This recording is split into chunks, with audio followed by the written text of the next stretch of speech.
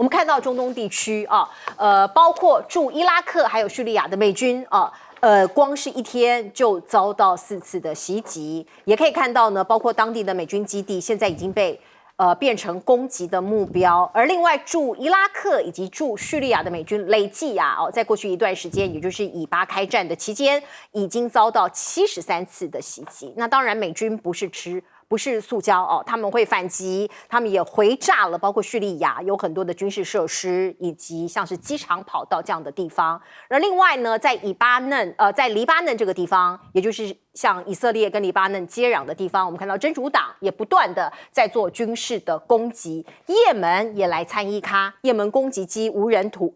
机它的无人攻击机其实也都在突袭。美军的驱逐舰哈德纳号在红海上空击落多架从也门出发包括也门的青年运动控制区发射的无人机可以看到这个地方已经有一点点大乱斗了。而美军空袭真主党的据点，造成了8死，伊拉克也发出谴责的声明。另外呢，除了中东地区之外，我们看到美加的交界处最近看到了有攻击，有汽车炸弹攻击，这是恐怖攻击吗？我们看到这是在纽约州纽约州州长说这事件不涉及恐攻，可是这个车辆有不寻常的超高速撞拦那是不是也很可疑呢？你看到现场已经一片焦黑了，这是爆炸现场。美国的联邦航管也把水牛城这里的国际机场给关闭了那汽车也受到额外的安全检查，可以说是风声鹤唳。FBI 也进去调查了，他说虽然目前为止看起来不涉及恐攻，可是炮弹飞车撞美加边境的这个检查站起火这件事情，他们还是高度的在紧张，而包括部分美加边境的口岸也一度关闭。纽约州州长讲还在调查，那可能是为了安抚民心吧，对外的说法都说不涉及恐怖主义那我们看到加拿大的总理杜鲁道一度也暂停国会的质询，可见西方世界对于可能发生的恐怖攻击或是疑似的恐怖攻击还是高度的警戒。而另外欧美的极端主义现在看起来不断的高涨，尤其是极右派抬头。荷兰有一位所谓的右翼的民粹主义者，有可能会赢得大选的大胜利。欧洲极右翼道贺，国内的穆斯林很担心，怕变成2等公民。这一位仁兄叫怀尔德斯他除了擅长煽动反伊斯兰、反欧盟的情绪之外，还说未来如果他当政，他会停止接收移民。我们也可以看到呢，包括欧洲不只是在以色列的战争，其实在过去的叙利亚战争的时候就接收了非常多的叙利亚的难民。可是可以看到呢，他们自己因为经济的问题，所以对于难民到底要不要，或者是说移民到底要不要继续接纳其实有很多的各种的论战。另外，欧陆加速右倾，包括匈牙利、包括意大利、包括斯洛伐克之后，荷兰也可能成为另外一个向右转的欧洲国家，包括法国跟德国的极右派支持度也不断的上升。所以其实很多学者也担心移民议题是多数欧洲国家向右转的主因，因为他们觉得这些移民来跟我们抢工作，我们自己饭都吃不饱了。也对于主流政党在经济上表现的不满。而另外我们再来看看，在美国反犹太或是挺犹太的声音还是不断的在交战当中。这一位老牌影星叫做苏珊·莎兰登他发表了所谓的反犹太言论。那当然看起来在美国这样的主流的社会包括好莱坞也被犹太人给控制了吗？经纪公司把他开除了他曾经获得5度的奥斯卡提名所以可以看到，其实美国内部现在也是高压，也是紧张，对于以色列的议题。来请教赖老师。我们先看到在中东地区美国的军事基地受到攻击，这个最主要是美国在叙利亚跟伊拉克的军事基地是强行建立的，也就是说，他没有经过叙利亚政府的同意，也没有经过伊拉克政府的同意，他是强行建立，然后也赶不走，因为叙利亚太弱了，伊拉克太弱了，那赶不走美国的军事基地，所以美国在那个地方就盗取了这个叙利亚的70%到80%的油，直接开采，直接运出去，直接卖来养他的军事基地这个是美国是很特殊的一个国家，但是因为美国的盟国欧洲跟北约，他们没有人敢谴责美国，所以美国就在那个地方活到现在，也活了很多年了，活了很多年，那现在刚好就这些国家的民兵组织就借由这个以哈的冲突，就去攻击美国的军事基地。那当然，美国也不是那个吃软饭的他马上就反击了。而美国的反击基本上来讲威力也是大的所以目前就在交战中。但是这个战争还没有形成一个系统性的战争，都是零星的炮火。这代表什么呢？这代表这些民兵组织并没有主要要把美军在这个地方完全驱逐，而只是用干扰美军在这个地方的力量，牵制美国援助这个以色列的军事行动。我想他大概的目的是在这里另外有关于我们看到欧美的国家里面，其实对于大规模的死亡或者是多一点人的死亡，例如说无差别的杀害，他们都会开始担心这会不会跟恐攻有关。那基本上如果不是恐怖主义所组织策划的，有可能只是因为内部里面已经产生了族群上的矛盾跟冲突。因为这一次发现可能是有这个少数族裔的造成的这种冲突，那背后可能没有恐怖主义的话，那就是已经造成他们这些国家内部的撕裂。也就是因为以哈的冲突已经形成了，不管美国或者是加拿大或者是欧洲的一些国家内部里面，他们的穆斯林跟他们的基督徒之间的矛盾跟冲突，那因此比较多的无差别的杀害，这种已经开始慢慢发生。这个对于欧美的国家来讲，会是一个治安上的困扰。不定时炸弹，对这个一定要小心处理，不要随便就把它界定它是恐攻或者不是恐攻。我觉得这个，那欧洲的问题，我倒觉得，因为难民已经困扰欧洲很严重了。难民第一波最大的难民是阿富汗人，是美国打阿富汗造成的难民。第二波是利比亚人，美国、英国、法国打利比亚，因为他要抢利比亚的石油，就戈达费的石油，然后造成了利比亚的难民。然后我们看到第三波就是北约跟美国介入了叙利亚的内战，造成了几百万的难民，所以欧洲大概有几百到上千万的难民往他那边涌进来。目前来讲被土耳其吸纳了很大半，约旦跟埃及都吸纳了几百万，可是这个上百万的难民还是进入欧洲。那结果呢？欧盟就要所有的欧洲国家来分担英美法入侵伊拉克等这些国家造成的这些孽障，要欧洲的国家，所以荷兰就起来反了。德国也反了嘛。是。德国当初梅克尔接收的时候，所以梅克尔后来的声望就一直下来，到今天，德国人还在算这笔账嘛，说你为什么要接收那么多难民？明明不是德国人惹的祸。那是你英国人跟法国跟美国惹的祸，那就是你们应该三国收这个难民，怎么我们德国人收最多的难民？所以我们可以看到这样的一个情形，使有很多的这些国家的右翼，他们就认为那应该要退出欧盟。所以目前来讲，这些右翼比较多的都主张退出欧盟，包括荷兰。不过荷兰大家还不用太担心，是因为荷兰是多数党组成的。所以这一次他赢得这个选举，可是他在150席中，因为他是内阁制，他只有37席，所以他还要再拉2个大党才能够组成这个联合政府，可以做牵制。我们比较担心的是哪一个国家呢？法国。法国跟我们台湾的宪政体制最接近，双手掌制，总统直选，所以总统的权力很大。如果法国真的转右了，由勒蓬他来当选的话，我们叫 Marine Le Pen 嘛，是勒蓬他的女儿。对，如果他当选的话，右翼当选，那可真的不得了，真的不得了，没有很大的牵制力量了。是，而且他这是卷土重来，对，声望越来越高，也有机会当选，危险。对你收留难民当时这个梅克尔收留的时候，大家都说他是梅克尔妈妈。可是你经济好，你才能去帮助别人。现在欧洲的经济不好，所以很多人就有很多的抱怨了，大概是这样子的一个缘由。来请教舰长。我们必须这样讲现在全球出现了非常多的川普的分身那这个也就是我们刚刚前次所讲到的有关于匈牙利、意大利、斯洛伐克现在遇到的，也就是荷兰的怀尔德斯的这一位当选人哦。那这一位呢，其实我们应该这样讲，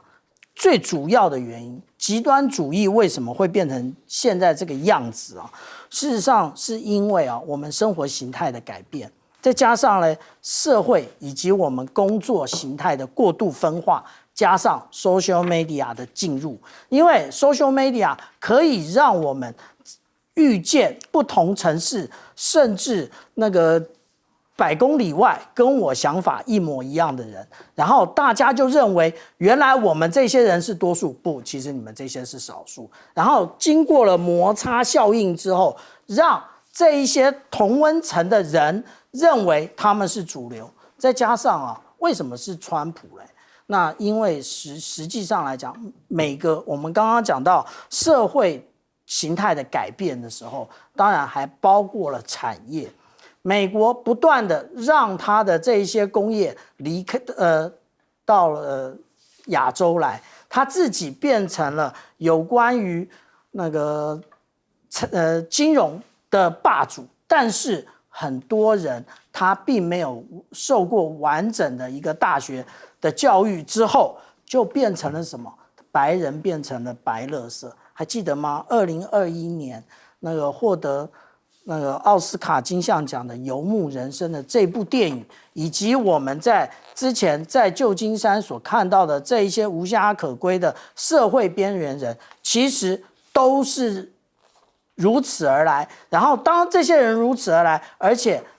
大家都可以用手机不断的跟我们这种同行人在一种同温层里面发酵的时候，这个社会就开始世界观就不断的开始产生裂痕，而且这个裂痕呢还不断的深化。所以我们这样讲啊，当那个刚刚赖老师讲的这个世界的那个金融秩序变差，然后大家变穷的时候，这个问题就出现了，没有错，而且这个问题会越来越严重。是，来请教这个玉芳老师。我到过约旦，你知道难民有多少？那个难民营，那是无影无涯，10万人，10万人。叙利亚内战，所以他们就跑过来。我到以色列戈兰高地的时候，叙利亚内战的炮声在戈兰高地上面可以听到，是非常非常，你就直接感受欧洲为什么难民的问题这么严重啊！10万人到约旦，那有些可能后来慢慢就会进入欧洲都不一定。那欧洲也有很多的难民哈，东欧，不见得不纯然是直接的战争引起生活嘛，生活困苦嘛，当然就政治不好嘛，但前面也可能跟一些像南斯拉夫内战这些有关啊。那你看梅克尔的声望在德国摆是非常非常高，最后他的党输了好惨，在大选里面，那现在就变成当时的反对党现在执政，最大就是难民问题，所以英文有一句话说慈善从家里开始啊。那德国，你说你这国家很富庶，总有相当数目的人是生活在贫困之中，这一些人就会反对政府用这么多钱去接济外国进来这些难民。是，那这跟选举又连在一起，政客们要票，穷人也是一票，你很有钱一票，穷人也是一票。所以他会设法去吸引那种广大的穷人的票，那家就会提出很多，譬如说我们要照顾自己人，我们不应该这么多钱去援助。你看现在美国的共和党在国会里面，还有普遍在美国社会里面，有很多人是反对美国继续军援乌克兰，对，甚至这次要很多钱要给以色列，他们会反对。为什么？因为你去看，在旧金山，在洛杉矶，在纽约，在芝加哥的骑楼底下，有多少个难民无家可归的那个难民？所以那种民主主义，坦白讲，某种程度来讲，就是说，你也可以讲说，它是个比较偏窄的国家主义啊。然后他们去对抗区域主义或者世界主义哦。譬如说像这个英国为什么最终要离开欧盟呢？英国的民主主义赢了欧洲的区域主义嘛，赢了它嘛。没错。那像荷兰里面也开始有一些要求说，我们就要回到当我们自己，我们不要是欧盟里面一个，因为这里面呢，欧盟后来纳入了许多以前的东欧的国家，这些国家是来分你的财富的。是，所以你这个有钱的国家，德国啦、法国啦，可能这个荷兰啦、比利时这些，你们要多出一点钱，只为了要援助那些穷困的那些欧盟的新的成员。但是你自己国家里面有些人就说，我们都住不起房子，买不起房子，我们吃的很惨。那你既然政府还拿这么多的钱去援助其他国家，透过欧盟，那我们当然觉得我们干脆离开欧盟日子，反而会过得比较好。所以呢，这个讲来讲去就是人性的问题，人性的问题啦。那这个问题会层出，当然还有就是民主主义的族群的斗争嘛。法国犹太人50万，阿拉伯人500万，50万的犹太人对抗信奉伊斯兰教的500万人。你认为这里面的政客们他们会做什么样的选择？你犹太人有钱，阿拉伯人有票，所以选举的时候不是每个人都要跟着犹太人走，很多人也会支持这些阿拉伯人。所以你看法国这次在这个加沙走廊的这个政策、这个态度里面，法国说必要说我派军舰援送物资直接送给加沙，为什么？500万的阿拉伯人也是很大的一个投票集团呢，这个压力也不能不顾。对，所以这变成族群之间这种斗争，就影响到国家的这种所谓的外交的这种走向。没有错，这个500万人这个选票的这个巨大压力还有国内的反弹的声量，法国当局不可能不听，也不可能不看。不过我们来看看经济，经济是一切的根本啊。中日关系回温了吗？经济之间的贸易交流也恢复正常了吗？看起来还是一个问号。我们先看看岸田和习近平在 APEC 会面，可是讲到中日之间的贸易问题，其实还是很难解的。所以日本的国民党党魁就跑去见了王毅跟蔡奇，还转交了岸田的亲笔信，说：“我们让两国的关系和缓一点吧，可不可以把大猫熊借给我们那我们知道呢，包括岸田当时是希望中方可以解除日本水产禁令，还有呢呼吁中方向仙台市出借大猫熊转交岸田文雄像这样的这个亲笔函给习近平。可是目前为止看起来中国大陆也是给了个软钉子，包括食品安全这个事情也就是所谓的排放核废水引发的日本水产禁令。这个部分看起来中国大陆是没有点头的。而另外，我们看到南美洲的阿根廷最近也变天了，看起来强人或是狂人上台了。米雷伊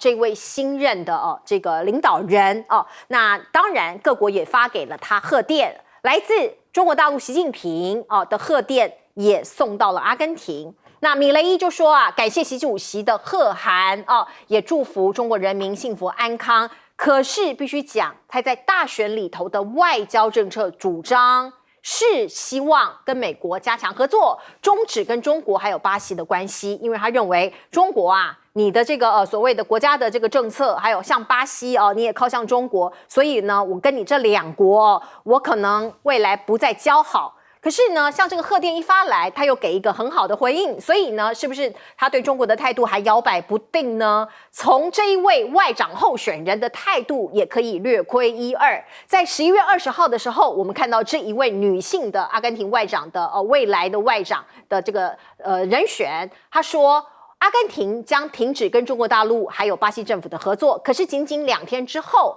她又有一个180度的态度转变。他说，外界流传有关阿根廷将与中国和巴西断绝关系的说法是反对者肮脏运动的一部分，毫无道理和逻辑意思就是说你给我泼脏水，我没有这样讲所以立场在换未来政策可能也有转变吗？中国对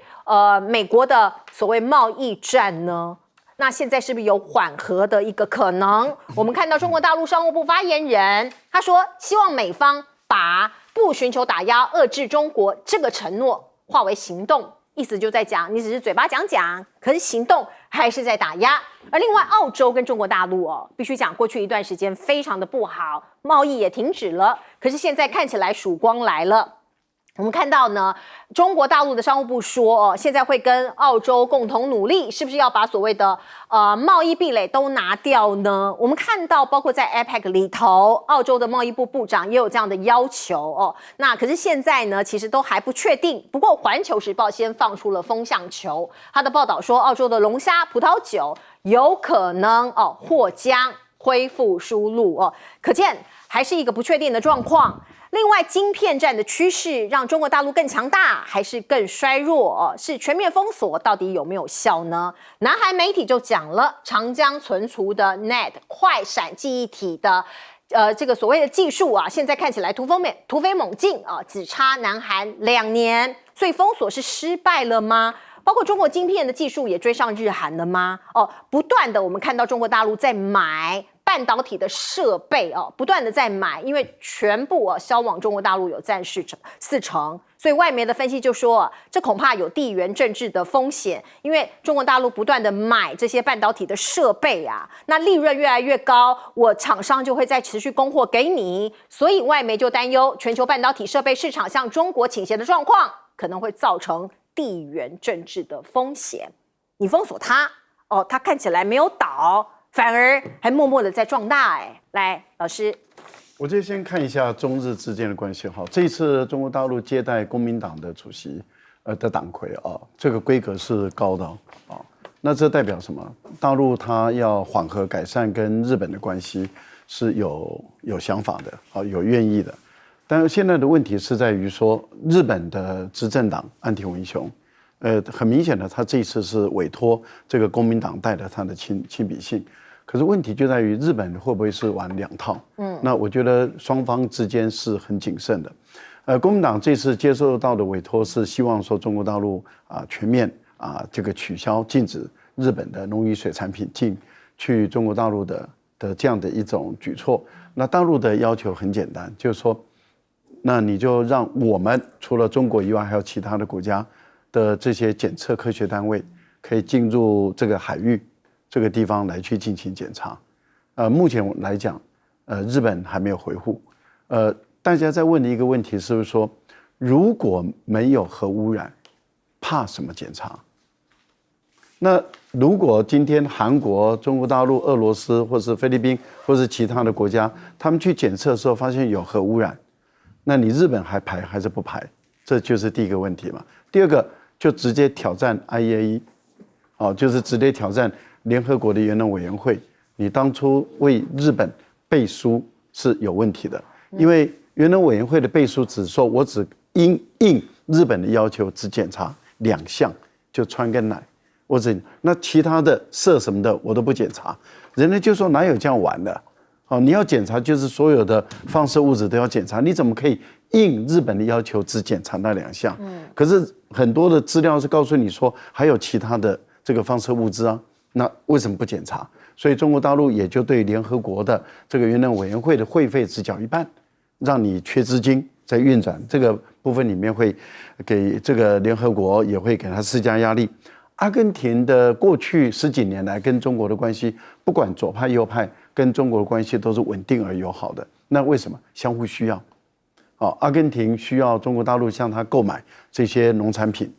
那同样的道理，中国大陆要开发、要研究南极，阿根廷是很好的一个基地站。还有就是北斗计划要往这个南半球走，阿根廷是很重要的基地站，所以彼此之间也有相互的需要。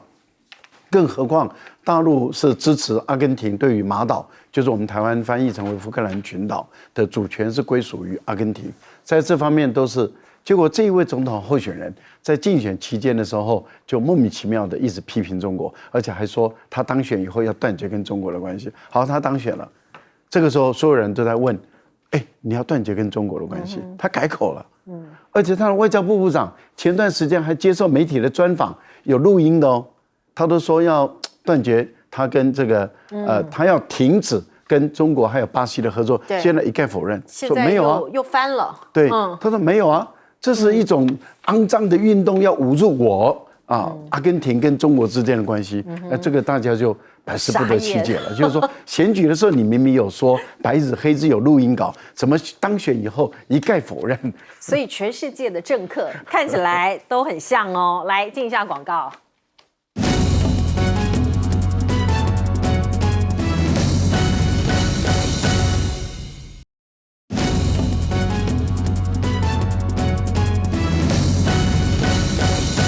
好，我们请教玉芳委员，怎么看中日的关系到底有没有回温的迹象呢？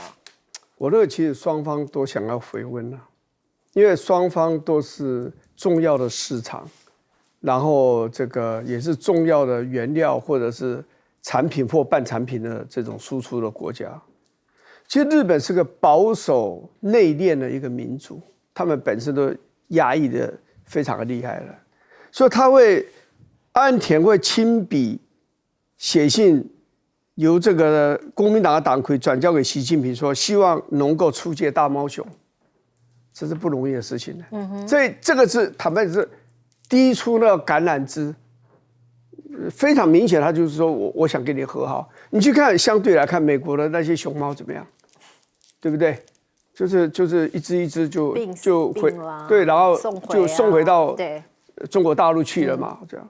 可是在这个时候，日本很勇敢做一件事，跟美国做的不一样的是，我希望能够这个你们的大猫熊可以借我们，这个非常清楚，因为对于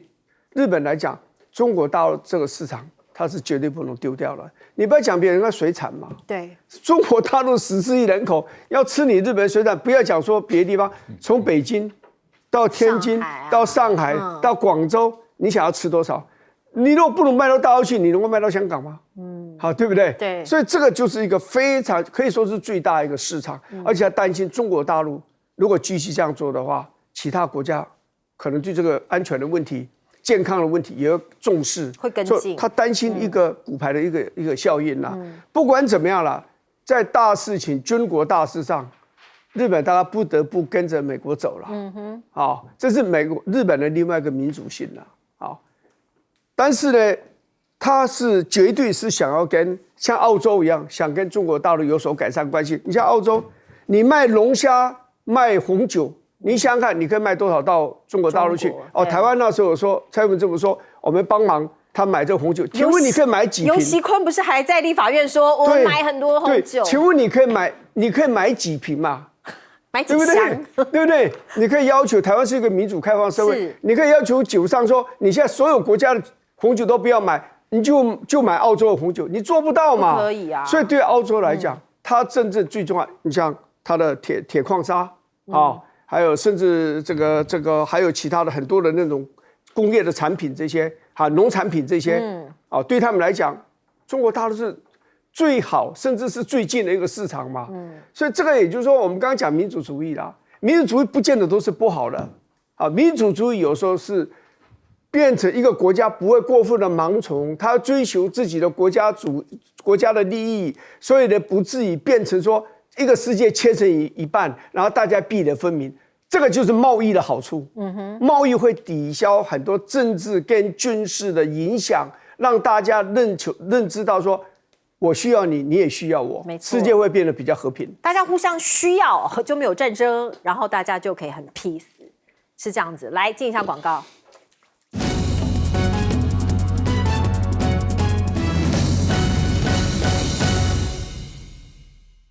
好，我们请舰长来帮我们分析一下中澳的关系又会如何？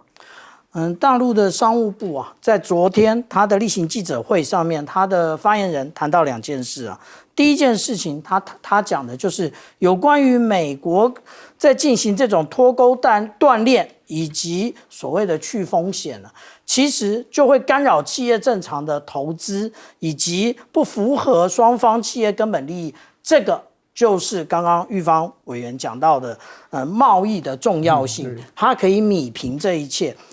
至于说有关于澳洲的部分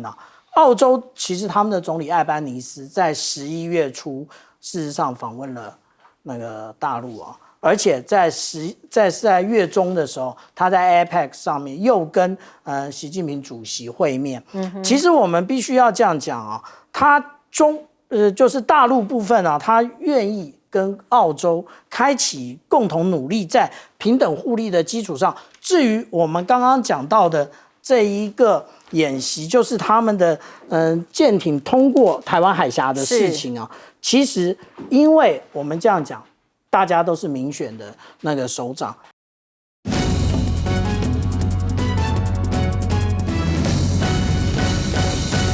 好，欢迎您回到新闻大白话的节目现场，我是钱子，介绍这1个小时的来宾。首先是国际政治专家赖岳谦，主持人好，观众朋友大家好，前立委林玉芳，大家好，以及前海军舰长吕礼诗。钱子好，各位观众大家好。好，观众朋友，我们赶紧来看看蓝白分手之后各自努力。而国民党的副总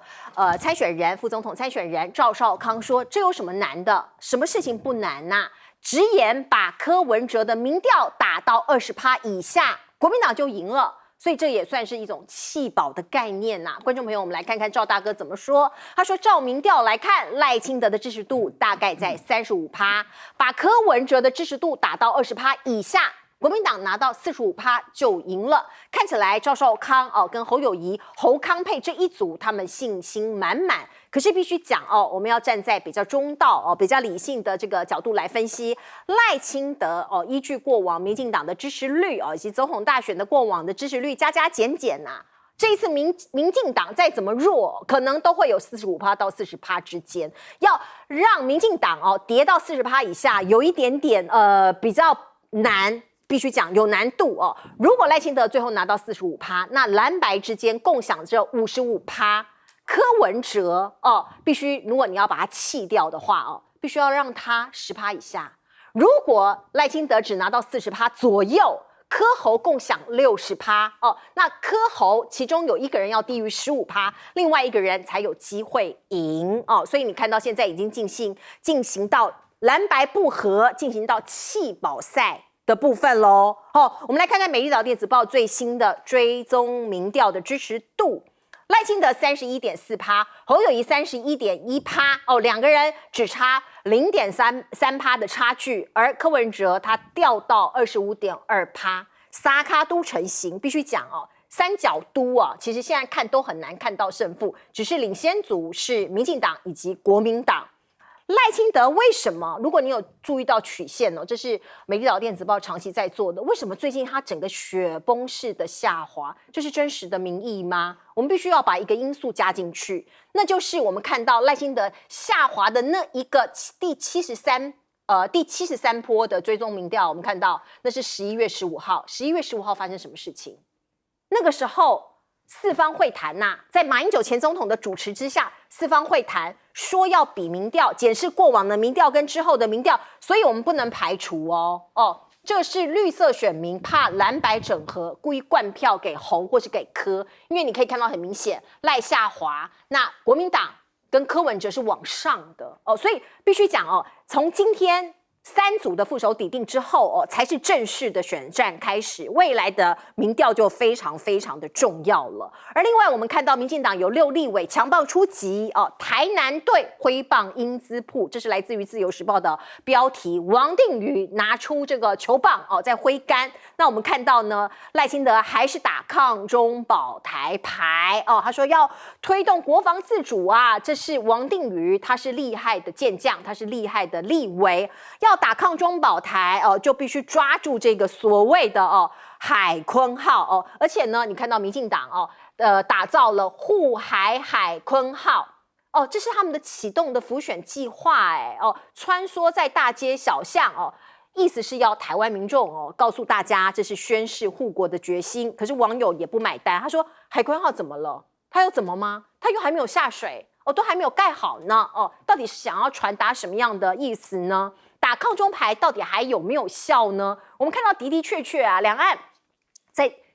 此刻线下看起来其实也不平静各国的海军各国的军力都在这一个小小的地方我们台湾的周边在展现它的实力吗？路透社的报道，23号澳洲的军舰通过我们台湾海峡那通过台湾海峡的这个澳洲军舰身份曝光了是这个土屋8号吗？哦，那14号在日本专属的经济海域执行任务，然后呢就经过我们包括我们看到解放军这个澳洲军方要求中共解放军驱逐舰宁波号远离潜水员，这个潜水员后来就因为这个驱逐舰的声呐脉波冲击受伤所以两国还有一点点中间还有一点 argue 说这个澳洲的这个一个军人耳朵受到一些伤害，而另外呢，美菲之间在南海也有争执很久的所谓坐滩的军舰，所以我们也可以看到呢，包括这个军舰最后怎么样来善了呢？美菲加强合作，南海进行通行与战术的演习看到美国要拉拢菲律宾，可是菲律宾的这个所谓美菲海空的联合巡演，中方以南海军演来回应美中的对峙，其实是方方面面的，无所不在的大家还是不能掉以轻心。来，我们来问问看玉芳委员怎么看包括这些国际的情势会怎么样影响到我们的总统大选，而另外赵大哥的加入对蓝营来说现在的状况又是如何呢？来请教委员。这样子，因为蓝军有很长一段时间一直希望韩国瑜能够当副总统的候选人，然后所以呢，大家就设法找出了赵少康。我认为赵少康、韩国瑜的魅力，赵少康其实也有而且赵少康也有很丰富的这样的一个政治跟企业的这样的一个经验那另外就是他们两个人没有两个人气质是完全一样的，但是我觉得韩国瑜年轻的时候也有那种比较意气风发的一面，但是经过这些年来，我觉得他变得更加成熟。我认为这就是说年份不一样的红酒，就是说韩国瑜跟赵少康都是很好的红酒，但是赵少康这瓶红酒是经过比较长的年代的在里面是 organic 的，是有机的这样一个变化，所以我觉得它变得更加的成熟。我认为这是一张好牌，而且韩粉大概也会很认同赵少康。那至于他讲到说这个好像说要把这个柯文哲的这个支持度压迫到20%以下嘛这样。偶尔在战略上去藐视敌人，可是战术上小心翼翼是对的。为什么讲说战略上藐视敌人呢？因为其实蓝军人这一阵子都比较低调，心里也比较萧条，比较低沉，所以真的希望有一个比较强有力的一些的口号来振奋他们。所以我觉得经过昨天的这样的一个变化，到今天呢完成这样的提名总统、副总统的这样的这个登记，我认为整个的豁然开朗了。我觉得蓝军人，你看到网络上这留言，蓝军人变得比较有自信，我觉得这是好的。但是战术上真的要非常小心，不要低估了民进党就是很会选举，他多少次就在最后1秒钟靠着他的选举的技巧，当然还有其他的手段我们也不便说，因为我们也不太了解。然后最后还是赢得了胜利。所以战术，我们说战略跟战术什么重要？我跟你讲，你战术上执行有问题的话，你的战略目标再好都没有办法达成。所以战术是一个很重要。自己讲到说菲律宾的这个问题了，我觉得菲律宾也好，美国也好，是很希望这一条老旧的军舰。其实它已经是比老旧的还可怕。马德雷山号都已经锈成这样。对，它应该是，他们当然希望说它能够继续在那个地方蹲点，蹲下去，因为它象征着菲律宾在这个海域里面是有一席之地的。但是你知道要怎么让它长期撑下去啊？那就真的整个里面要好好的翻修一下。那这就涉及了，不是你拿一个铁锤去敲一敲，拿几片铁片去补一补就完事了。你要有很大规模的这种翻修的装备跟这零附件要搬上去。那中国大陆你觉得他会不会让他这样做？看起来是不会不会。那这样子的话，美国会不会说我提供装备跟零附件给你，你自己去修？还是说美国就保护你上去修，甚至美国就直接参与这个修？这个军舰，你觉得呢？我觉得美国做会比较保守，你知道，因为你这样做了，就是等于是打中国大陆耳光嘛，那就大家就撕破脸了嘛。撕破脸下去，南海现在已经够紧张了，那你认为再对抗下去会怎么样？所以我觉得美国应该会协助菲律宾进行小规模的维修，让它能够继续生存下去。这个不会很难，好，但是长期来看，这条船说你说能够再撑个10年20年。我是不相信的，所以耐心也很重要，是耐心很重要，耐心很重要。对，可是打这个总统大选，现在只剩下50天哦，很紧张啊。剩下50天，对，蓝白最后不能合，很可惜我也感觉到很遗憾。那现在只能够心无悬念的专心的打好自己的选战。我觉得在打好自己的选战的时候，对于整个选举情势的评估就很重要了我觉得还是要思考几个问题。第一个，要想方设法的把民进党的基本盘把它敲掉一些，好，让它萎缩。也就是说，不要让它一直呈现在3%5%左右，再把它萎缩，看能不能萎缩到只剩下2%8%到3%左右。这样的话，机会就出来了。那张大哥他提到了，就是说，只要把柯文哲打掉，剩下10几%，那大概就会赢。这个我比较保留。为什么说比较保留？就是说，柯文哲的支持者，你打掉他10几%以后，这些人他是会转移到国民党的支持，转移到国民党这边来，还是他不去投票，还是他跑去民进党那边投票？我觉得这3方面要去思考我觉得在这个部分里面要谨慎的思考，有一些是浅绿的，有可能，因为他原来很多是从民进党那边分离出来的，是这个是他的，因为我们看到了，柯文哲的支持者中占20到40之间占有1半以上，那20到40之间占有1半以上，这些人当初是投给蔡英文的，现在被移走出来，那你把他打下来的时候，他会不会对于你国民党是有好感还是有恶感？然后再回到民进党那边去，你反而帮他拉票了。所以我觉得目前来讲，主战方到底要放在哪一边，这个真的要我觉得他们的竞选总部要好好的评估讨论，是压缩这个民进党比较重点，还是压缩柯文哲比较重点？我觉得另外一个部分里面把泛蓝的都找回来，扩大泛蓝的基础，因为泛蓝其实你要用更广义的解释。包括新党啦等等的很多当初离家出走的，然后再把他们拉回来。那你要用什么方法把他们都拉回来？还有把一些很浅蓝的，甚至中间选民再想办法拉回来。我觉得在这个部分里面真的是需要很努力了。这段时间战略要对，战略目标对了，把战略定出来，其他的是战术性，那就是如果有不对的赶快再调整。但是战略的方向要先确定，这一点麻烦这个侯友宜的竞总这边要尽快的拟定出这整个目标，我觉得这点很重要。另外，有关于绿营的他们提出来的这种又要炒国安问题，又要炒两岸问题坦白说，台湾的民众60%以上不喜欢打仗。那如果民进党那么喜欢打仗，那你选出民进党，就打仗的几率就高于不打仗的几率了。那既然选出民进党，打仗的几率高于不打仗，那我们这些不打仗的，或是不希望战争的，希望两岸是和平的，我觉得我们就应该要站出来了。我们就必须要告诉民进党说，你们想打仗的，你们自己去打。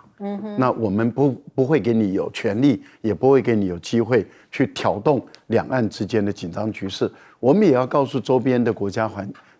包括日本、菲律宾等在内，说如果你们都希望台湾没事。或者是你们希望你们日本没事，菲律宾没事，你就让台湾没事。那这一点就是按照侯友宜的主张嘛，就是只要台湾没事，你日本就不会有事嘛。你日本今天为什么那么担心你日本有事，就是因为你怕卷入台海的战争嘛。那你菲律宾也一样，如果你担心这个菲律宾有事，你就不要让台湾卷入这个战争嘛。那谁要让台湾有事？那当然就是民进党嘛，所以这个道理很简单。那当然，我觉得在很多的部分里面，大家想清楚，你要战争还是要和平？那么选择民进党，战争的几率确实是比较高。对，我想请教舰长这个没有事情的时候，澳洲的军舰会通过我们台湾海峡吗？它来干嘛？其实澳洲的这一艘军舰他是来报老鼠冤的。为什么说报老鼠冤呢？因为事实上来讲，在东海，在11月14号，在东海实际上就发生了，解放军的宁波号，也就是这个宁波舰，它是现代级的军舰啊，它的声呐，然后疑似拍发到它下面的潜水员，那就是说那个这一艘澳洲军舰的潜水员，它的位置呢约略就在济州岛南部，那西南部啊，我们必须要这样讲，这个跟当初我们在那个讨论这个南海的问题是一模一样的，跟讨论加拿大的军机、加拿大的军舰是一样的。什么问题？你为何不远千里而来，跑到那个西太平洋？那我们来看啊，这一个如果说这有潜水爱好者，那就会知道说，当我们要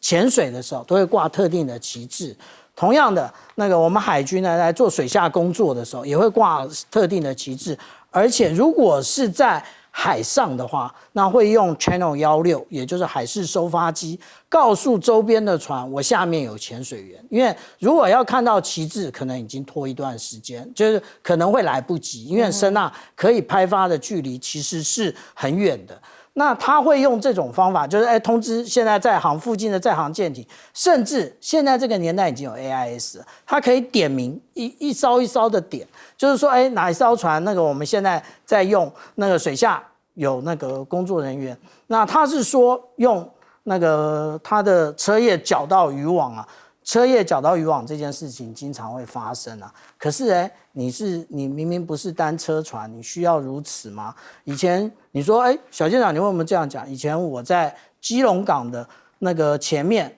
我的左舵故障，我就一样，我就是用那个车直接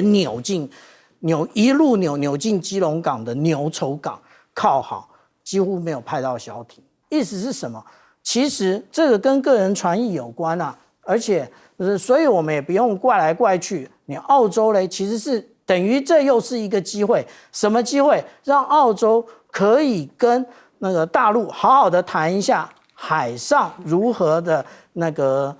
遇到这种状况的时候该如何回避啊？另外，我们刚刚讲到马德雷3号，马德雷3号其实为什么大家要整修？我们可以看到，它其实已经烂成这个样子了。那因为小舰长干过中字号，也就是这种型舰的舰务长啊，这个很危险啊。他拿那个，你真的觉得可以维修吗？拿那个榔头敲一敲就敲破了。那现在这个状况呢，是因为他们菲律宾跟美国几乎把它当做一个认知战。你看记者拿马德雷3号当作背景在前面拍美照，是这样的吗？这明明不是说很紧张的吗？所以我们这样讲啊，当它变成如此的时候，我们就必须要来正视当初这个南海各方行为宣言是怎么说的。第4条讲得非常清楚，由直接有关的主权国家。我请问美国，你是南海的直接有关的主权国家吗？如果不是，请你离开。刚刚讲到哪个地方很紧张？以巴在这个以色列，我们看到巴勒斯坦这里的确情势还非常紧张，而且战事有外扩的迹象。